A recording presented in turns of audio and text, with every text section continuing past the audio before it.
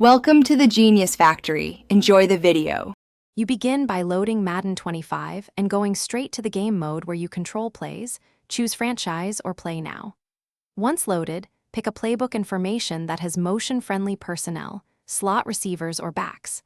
Then confirm your Ps5 controller is recognized and analog sticks calibrated.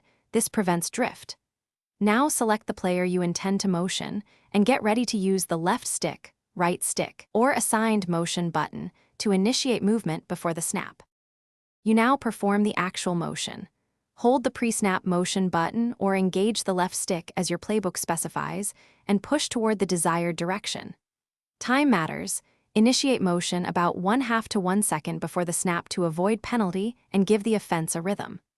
Once done, observe defender alignment and, if needed, use a quick double motion or hesitation to force coverage shifts. Make sure to combine motion with audibles so that routes and protection adjust to the new formation. You finish by snapping the ball once the defense has reacted and the matchup looks favorable.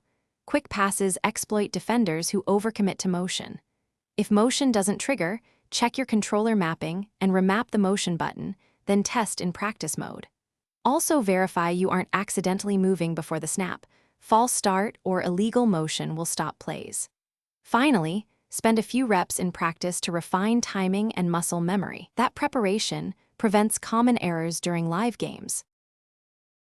Thanks for watching. If you found this helpful, don't forget to like and subscribe.